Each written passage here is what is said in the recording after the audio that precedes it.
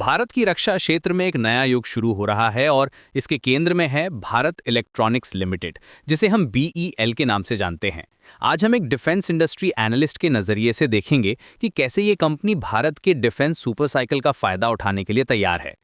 ये एक ऐसी कहानी है जो केवल नंबर्स के बारे में नहीं है, बल्कि भारत की स्ट्रेटेजिक इंडिपेंडेंस और टेक्नोलॉजिकल प्रोग्रेस की जर्नी के बारे में है। बीईएल की सबसे बड़ी ताकत है इसका विशाल ऑर्डर बुक। अक्टूबर 2025 तक कंपनी के पास रुपीस 74,453 करोड़ का ऑर्डर बुक है। यह आंकड़ा कंपनी की सालाना रेवेन्यू से 3.5 गुना ज्यादा है। इसका मतलब है कि बीईएल के पास अगले कई सालों तक काम करने के लिए पर्याप्त ऑर्डर्स हैं। ये ऑर्डर बुक विजिबिलिटी किसी भी डिफेंस कंपनी के लिए सबसे महत्वपूर्ण फैक्टर होता है, क्योंकि इससे प्रेडिक्टेबल रेवेन्यू स्ट्रीम मिलता है। मेक इन इंडिया इनिशिएटिव इस ग्रोथ स्टोरी का मुख्य कैटलिस्ट है। सरकार की इंडिजिनाइजेशन पॉलिसी के तहत डिफेंस प्रोक्योरमेंट में लोकल मैन्युफैक्चरिंग को प्राथमिकता दी जा रही है।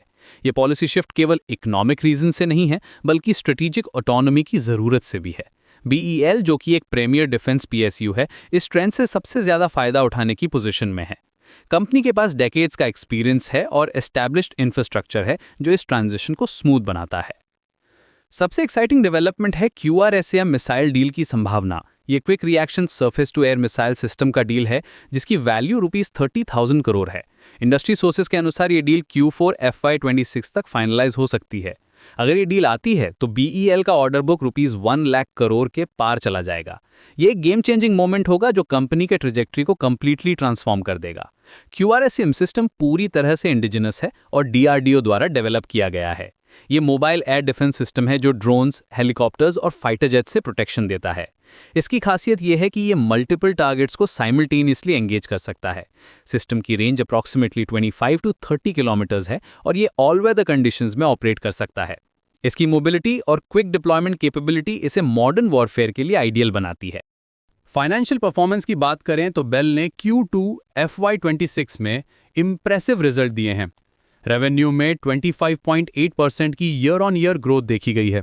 कंपनी ने 15 to 17% का रेवेन्यू कैगर्ड गाइडेंस दिया है, जो कि डिफेंस सेक्टर के लिए काफी अट्रैक्टिव है। ये ग्रोथ गाइडेंस कंजर्वेटिव है और अचीवेबल लगता है, कंसिडरिंग कंपनी की स्ट्रॉन्ग ऑर्डर बुक और एग्जीक्यूशन कैपेबिलिटीज। बेल की बैलेंस शीट भी बेहद मजबूत है। कंपनी का जीरो डेट बैलेंस शीट है, जो कि इसकी फाइनेंशियल हेल्थ को दर्शाता है। ये डेट फ्री स्टेटस कंपनी को फ्यूचर ग्रोथ अपॉर्चुनिटीज में इन्वेस्ट करने की फ्लेक्सिबिलिटी देता है। इसका मतलब है कि कंपनी को इंटरेस्ट बर्डन नहीं उठाना पड़ता और सारा कैश फ्लो ग्रोथ इनिशिएटिव्स में लगाया जा सकता है। कंपनी अपनी रेवेन्यू का 6 to 7% R&D में इन्वेस्ट करती है, जो कि लगभग 1600 to 1800 करोड़ एनुअली होता है। ये investment electronic warfare, artificial intelligence और ट्रेनिंग सिमुलेटर्स जैसी एडवांस टेक्नोलॉजीज में की जा रही है। बेल की R&D फैसिलिटीज बैंगलोर, गाजियाबाद और पुणे में स्थित हैं, जहां कटिंग एज रिसर्च हो रही है। बेल के ग्रोथ ड्राइवर्स में से एक है प्रोजेक्ट कुशा। ये एक long range air defence system है जो रशिया के S-400 सिस्टम से भी बेहतर होने की उम्मीद है। इस प्रोजेक्ट की एस्टिमेटेड वैल्यू रुपीस 21,700 करोड़ है और ये अगले 3 से 4 सालों में मटीरियलाइज हो सकती है। प्रोजेक्ट कुशा का डेवलपमेंट पूरी तरह से इंडिजिनस है और ये भारत की एयर डिफेंस कैपेबिलिटीज को सिग्निफिकेंटली एनहांस करेगा। कंपनी ड्रोन मैन्युफैक्चरिंग में भी एक्सपेंशन कर रही है। 4 डिफरेंट टाइप्स के ड्रोन्स डेवलप किए जा रहे हैं: सर्वेलेंस ड्रोन्स, कॉम्बैट ड्रोन्स और स्पेशलाइज्ड रिकॉनेसेंस ड्रोन्स। इनके इनिशियल ऑर्डर्स FY26 में आने की उम्मीद है। ड्रोन टेक्नोलॉजी का मार्केट रैपिडली ग्रोइंग है और बेल इस अपॉर्चुनिटी को कैप्चर करने के लिए वेल पोजिशन्ड है। बेल की रीसेंट अचीवमेंट्स में आकाश तीर सिस्टम का सक्सेसफुल डिप्लॉयमेंट भी शामिल है। ये रुपीस 2000 करोड़ का कॉन्ट्रैक्ट है, जिसने बॉर्डर एरियाज में एक्सेप्शनल इफेक्टिवनेस डेमोन्स्ट्रेट की है। ये सिस्टम नेटवर्किंग और ऑटोमेशन के थ्रू एयर डिफेंस कैपेबिलिटीज को एनहांस करता है। हालांकि कुछ रिस्क भी हैं जिन पर ध्यान देना जरूरी है। सबसे बड़ा रिस्क है एग्जीक्यूशन डिलेस का। डिफेंस प्रोजेक्ट्स अक्सर कॉम्प्लेक्स होते हैं और इनमें टेक्निकल चैलेंजेस आ सकती हैं। Supply chain disruptions, technology integration issues या टेस्टिंग फेजेस में डिलेज हो सकती हैं। अगर बीईएल अपने टाइमलाइन को मीट नहीं कर पाती तो इसका इम्पैक्ट रेवेन्यू ग्रोथ पर पड़ सकता है। कंपनी को अपनी प्रोजेक्ट मैनेजमेंट कैपेबिलिटीज को कंटिन्यूअसली स्ट्रेंथन करना होगा। दूसरा मेजर रिस्क है गवर्नमेंट बजट एलोकेशन में पोटेंशियल शिफ्ट्स का। डिफेंस बजट में कोई भी कटौती या प्रायोरिटी चेंज बीईएल के बिजनेस को अफेक्ट कर सकता है। हालांकि करंट जियोपॉलिटिकल सिचुएशन को देखते हुए डिफेंस स्पेंडिंग में कमी की संभावना कम लगती है। बॉर्डर टेंशन्स और रीजनल सिक्योरिटी कंसर्न्स के कारण डिफेंस मॉडर्नाइजेशन एक प्रायोरिटी बनी रहेगी। मार्जिन प्रेशर भी एक कंसर्न है। Q2 FY26 में मार्जिन्स स्लाइटली डिक्लाइन हुए हैं, मेनली प्रोडक्ट मिक्स और कॉस्ट इंक्रीजेस के कारण। Raw material costs, specially semiconductors और इलेक्ट्रॉनिक कंपोनेंट्स की प्राइसेस में वॉलेटिलिटी का इम्पैक्ट मार्जिन्स पर पड़ता है।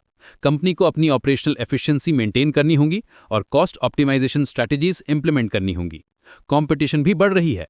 प्राइवेट प्लेयर्स भी डिफेंस सेक्टर में एंट्री कर रहे हैं, जो कि BEL के मार्केट शेयर को चैलेंज कर सकते हैं।